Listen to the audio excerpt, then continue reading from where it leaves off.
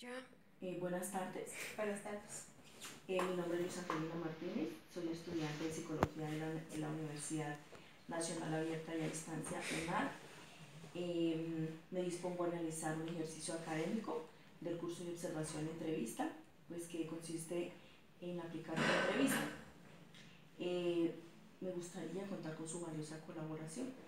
Sí, señor. El tema que vamos a tratar es violencia intrafamiliar. Y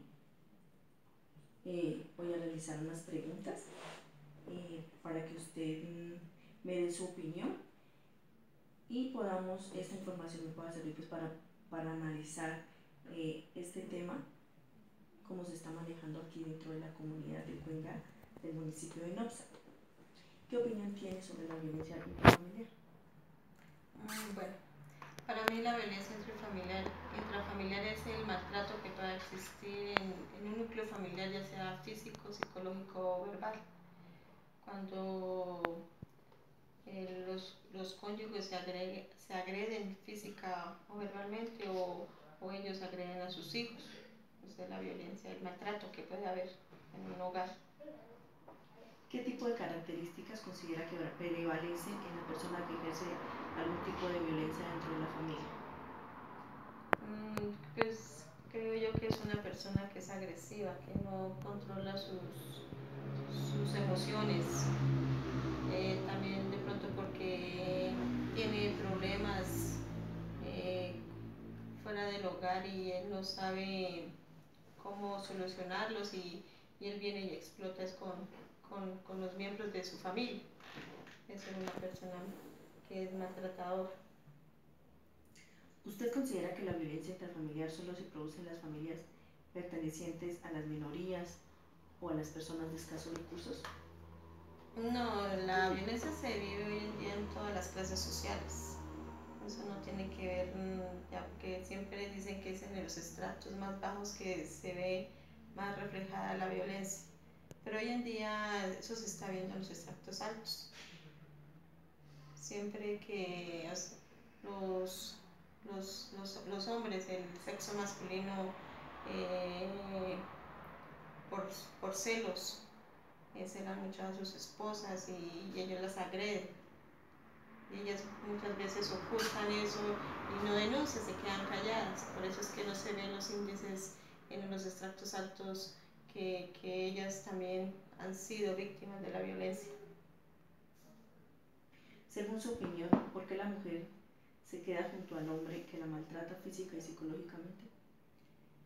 Yo creo que es por el aspecto económico, porque ellas tienen miedo de sentirse solas, porque como siempre el hombre es el que mantiene un hogar y ellas como no están preparadas hoy en día para enfrentarse a la vida, a trabajar y sostener su hogar y a sus hijos. Y como siempre las mujeres quedan en embarazo, ellas no pueden seguir estudiando para mejorar su aspecto económico, para poder uno conseguir un buen trabajo y brindarle un mejor futuro a sus hijos. Entonces ellas se quedan ahí como estancadas, esperando siempre que el esposo asuma los gastos de su hogar. Y ellas por eso se aguantan esas cosas. ¿Cuáles considera que son las causas principales aquí dentro de la comunidad que hacen que se genere violencia dentro del núcleo familiar? Pues yo creo que es por la falta de tolerancia, del diálogo, que, que los hombres o las mujeres también, mucho la persona que sostenga un hogar económicamente, por decirlo así, se la empieza a dedicar a la otra persona, que usted como no colabora económicamente, entonces ellos se sienten como superiores, entonces por eso empieza el maltrato, que como ellos no aportan económicamente con un dinero, entonces ellos se creen superiores, por eso los maltratan. Pues no puede ser tanto a los golpes, sino lo psicológico también se puede ver. Y hay muchas personas no saben que han sido o están siendo maltratadas psicológicamente con malas palabras. ¿Cuál sería su posición si conociera una familia que presenta violencia intrafamiliar constante y que son los niños los que están en riesgo? Pues denunciar ante la comisaría de familia, que se acerquen a ese hogar y que mire qué está pasando con esos hijos, porque ellos son la prioridad, que no vivan en más esas situaciones, los golpes, las malas palabras que puedan llegar a tener por parte de sus padres. ¿Cuál miembro de la familia considera usted que participa frecuentemente en los conflictos familiares y por qué? Creo yo que es el masculino, los hombres son los que siempre ejercen el maltrato hacia sus esposas y sus hijos. Puede ser porque ellos pueden tener problemas en el trabajo o problemas con otras personas, y ellos vienen y explotan eso ahí con los miembros de su familia, que no tienen nada que ver, porque ellos no saben separar los problemas laborales con los familiares, y siempre son responsables son los menores de edad y sus esposas. ¿Considera que las autoridades de salud, la policía, el bienestar familiar han permitido que las personas conozcan la ruta de atención que debe seguir una víctima de violencia intrafamiliar? Muy poco. Ellos deberían hacer como más campañas de prevención, hacer folletos, hacer visitas domiciliarias, porque habemos muchas personas que no sabemos qué más puede ser el maltrato, la violencia intrafamiliar. Y pues sí hace falta muchas más campañas para evitar esto. Todo esto se puede evitar siempre y cuando hay alguien que venga a las comunidades y den charlas, conferencias, y siempre que pues uno debe ir y escuchar y averiguar y no estarse uno siempre sometido ahí en sus casas sin saber que hay otras salidas para poder seguir adelante. Con lo que usted me acaba de referir, las entidades gubernamentales tienen un papel muy importante en lo que se llama prevención. ¿Qué tipo de comportamientos se puede identificar en las familias que ejercen algún tipo de violencia intrafamiliar en su comunidad? ¿Me repite la pregunta? ¿Qué tipo de comportamientos se pueden identificar en las familias que ejercen algún tipo de violencia intrafamiliar en la comunidad? Pues yo creo que son pues familias que con el tiempo se van a separar. Por ejemplo, los niños que siempre han vivido con los padres y son maltratadores, cuando ellos ya tengan cierta edad, ellos se van a ir del hogar porque ellos van a buscar donde sean bien recibidos, donde no vayan a ver esa situación de maltrato y malas palabras, porque los niños siempre son los que pagan los platos rotos de sus padres. De acuerdo a lo que me acaba de mencionar, pues este tipo de comportamientos genera que los menores abandonen el núcleo familiar.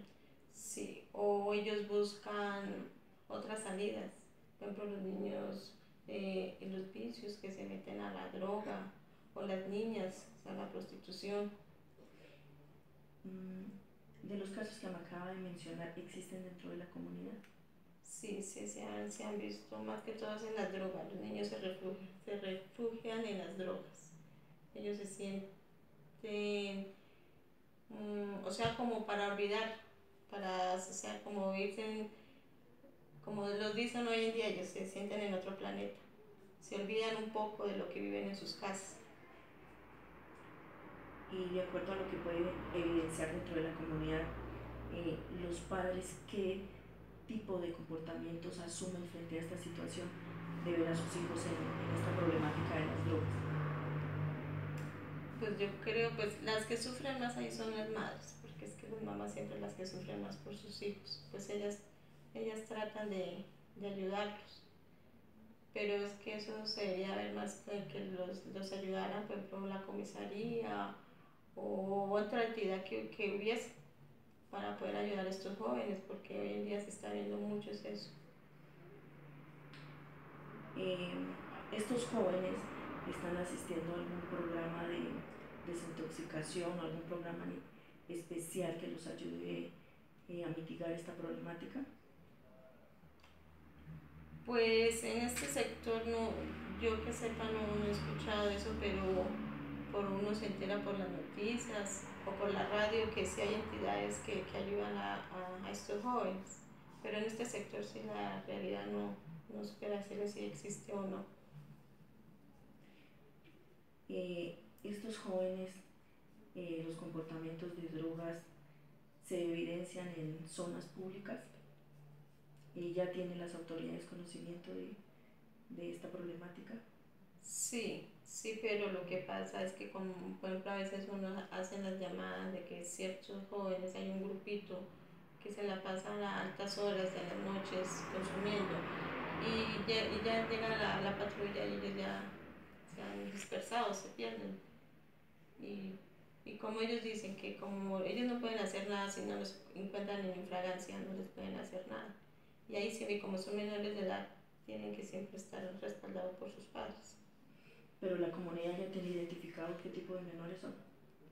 Sí, pero es que como sea aquí el silencio, la gente no se involucra, no se mete a denunciarlos, a decir tal persona es.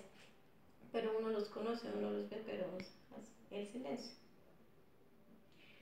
Bueno, volviendo a nuestro tema de violencia intrafamiliar, ¿considera que cuáles son las manifestaciones en las cuales se percibe la violencia intrafamiliar, que ha sido heredada y transmitida de generación en generación, o esto ya se convierte en una figura de mito? No, yo creo que sí tiene que ver mucho del maltrato de generación en generación, porque los padres que han sido maltratados van a maltratar a sus hijos, porque ellos piensan que ejercer la violencia, los golpes, es corregir a sus hijos. Pues esto en una parte es corregir a un hijo con un golpe, pero no siempre, porque es que los niños, no, ellos entienden, ellos piensan.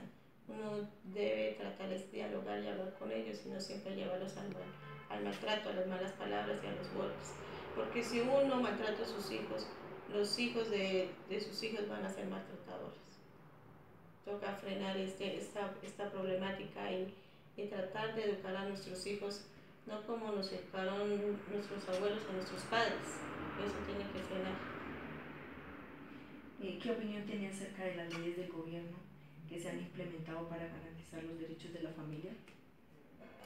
Pues sí, las han incrementado, pero estas leyes deberían ser como más restringidas porque hay muchos casos que no investigan bien y hay muchas personas que pagan unas condenas que son muy altas por cosas que no deberían ser. Deberían haber como más investigación de acuerdo a cada caso que ellos tengan. Bueno, de acuerdo a las leyes que implementa el gobierno, dentro de la comunidad existen muchas demandas por alimentos. Sí, porque es que hoy en día los hogares que se están formando son donde las mujeres tienen su primer hijo y ellas no viven con el padre de su primer hijo y se organizan con otro señor. Y ahí es donde se ve que ellas tienen que recurrir a demandar los alimentos para que le den el sostenimiento a ese hijo. Sí, se ha visto mucho eso hoy en día. ¿Y cree que han sido efectivas estas formas que ha establecido el gobierno para garantizar la integridad de los menores? Pues sí, pero en muchos de los casos los padres les dan una cuota, pero esa cuota no les alcanza a los muchachos, a los hijos, para el sostenimiento. Y hay unos que sí la aportan y hay otros que no. Y hay muchos casos que ahí queda eso, queda solamente en su demanda y como algunas mujeres no siguen el trámite de esto, ahí quedan y los padres no les ayudan a sus hijos. Pero entonces ya diríamos que ya es como negligencia de los padres o de las entidades gubernamentales. De ambas partes, porque es que las mujeres se cansan de estar allá